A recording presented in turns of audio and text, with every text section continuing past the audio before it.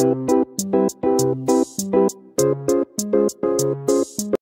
Kitchen मध्ये नमस्ते। आजची recipe आहे की ते उकळलेल्या पाण्यामध्ये मिरच्या शिजवून घ्यायच्या आहे। कोणती रेसिपी आहे तर तुम्ही किड्स नका करू, पूरा व्हिडिओ बघा। तर इथे आहे ना पाणी ठेवलेलं आहे, पाण्याला छान अशी उकळी आली पाहिजे आणि मिरच्या धुवून घेतलेल्या स्वच्छ। तर या मिरच्या आहे ना या उकळत्या पाण्यामध्ये टाकायच्या। तुमच्या जर तोंडाला चव नसली तर चव येणारी किंवा कोण घरामध्ये आजारी पडले तर ही रेसिपी बनवा। आणि ही रेसिपी अशी आहे ती 8 दिवस फ्रीजमध्ये टिकणार आणि जेवढे 8 दिवस तुम्ही फ्रीजमध्ये ठेवणार तेवढा टेस्ट येईल। तर पूर्णपणे तुम्ही व्हिडिओ बघा आणि टिप्स करू नका। तर इथे आहे ना पाण्याला छान अशी उकळी येण्यासाठी एक 10 मिनिटं आपण झाकण लावून स्लो गॅसवर उकळी काढायची। इथे पाण्याला उकळी छान आलेली आहे। आता इथे आपण आहे ना या मिरच्या काढून घ्यायच्या, छान अशा शिजलेल्या आहेत मिरच्या।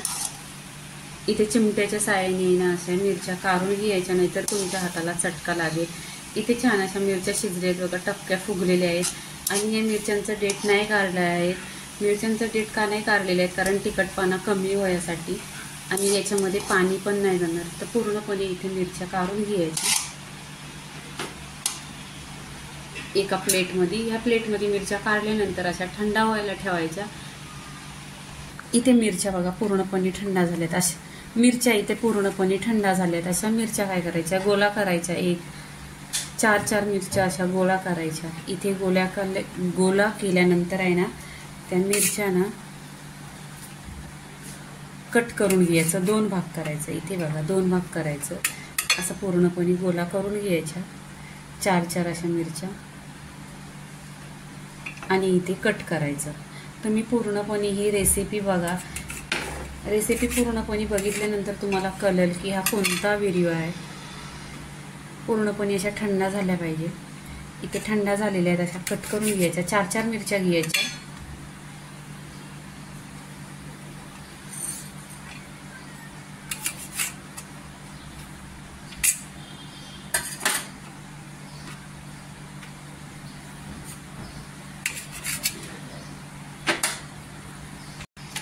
इथे 4 मिरच्या घेतल्यानंतर आहे ना जुळल्यानंतर त्यांना कट करायच्या। इथे पूर्णपणे अशा कट केलेल्या आहेत आणि अशा थंड झाल्या पाहिजे मिरच्या।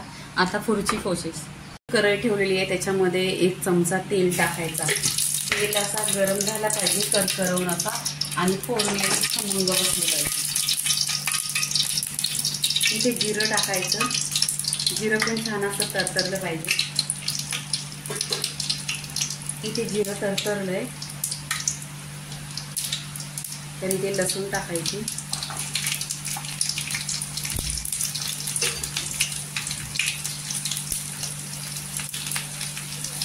लसूण पण असे गोल्डन कलर झाला पाहिजे। तुम्ही माझ्या चॅनलला लाईक नाही केलं, सबस्क्राईब नाही केलं तर सबस्क्राईब करा आणि लाईक करा। जेव्हा माणूस आजारातून उठतो ना तेव्हा तुम्ही अशा मिरचीचा ठेचा बोला नाही तर भाजी बोला।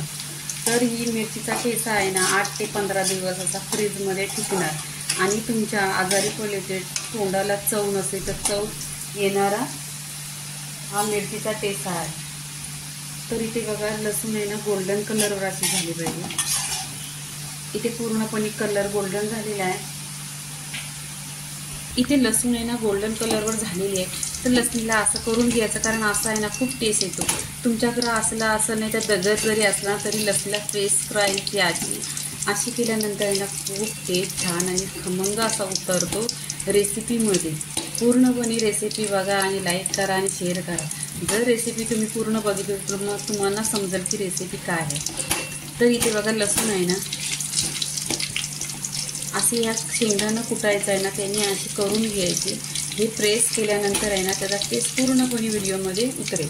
इथे काय करायचं, इथे आता आहे ना मिरच्या टाकून घ्यायच्या।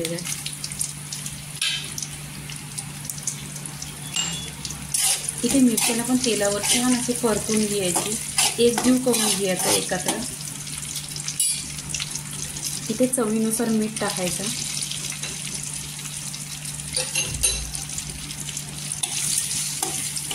तेलावर परतून घेतलेली आहे। 2 चमचा शेंगदाणा आहेत, हे शेंगदाणे ना भाजलेले आहेत। भाजल्यानंतर कुटून घ्यायचं। कुटल्याने ना छान आणि तेलावर आपण परतलं ना छान असं दाताखाली क्रिस्पी मिळतात। म्हणून 1 मिनिट आहे ना दातावर या तेलामध्ये परतून घ्यायचं. तेलामध्ये परतलं ना तर दातामध्ये असं छान असं क्रिस्पी मिळतात. आणि बघा कलर बघा एकदम सुरेख आलेला आहे. आणि मिरचीचा आणि फोडणीचा छान असा खमंग टेस्ट पूर्णपणे घरात सुटलेला आहे. तर व्हिडिओ तुम्ही पूर्णपणे व्हिडिओ बघा आणि टिप्स करू नका. टिप्स केल्यानं तर तुम्हाला यातल्या टिप्स समजणार आहे. आता 2 मिनिटं आहे ना मी तेलावर परतून शेंगदाणे घेतलेले आहेत. शेंगदाणे छान असं क्रिस्पी लागतील दाताखाली. इथे 2 मिनिटं पूर्ण झालेलं आहे. तर इथे काय करायचं, इथे लिंबू पिलायचा, अर्धा लिंबू पिलायचा.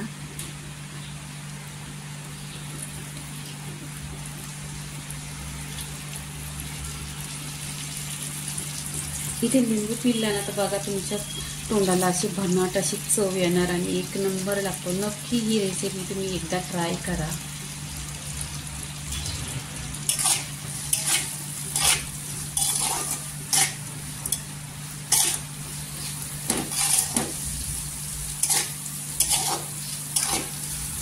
इथे बघा तुम्ही असा कलर बघा कसा आलेला आहे.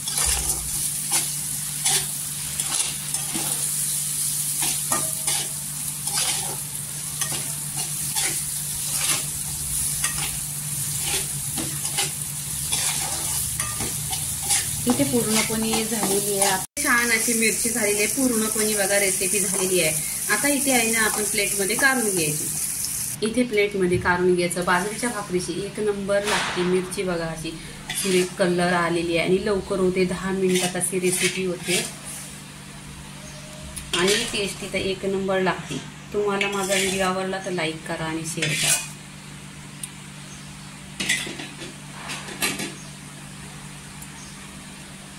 इथे बघा अशी मिरची कशी अशी फुगलेली आहे आणि पार अशी तिखट लागत नाही. या तिखट मिरच्या आहेत. तुम्हाला पोपटी पाहिजे तर पोपटी घ्यायच्या आणि 1 नंबर अशी चविष्ट लागते. आणि बाजरीच्या भाकरीची पण. आणि ही बघा इथे आहे ना पूर्णपणे अशी 10 मिनिटात रेसिपी होते आणि एकदम अशी छान होते, लवकर होते. तुम्हाला आवडत असली तर लाईक करा, शेअर करा, सबस्क्राईब करा आणि नेहमीच खात राहा. धन्यवाद.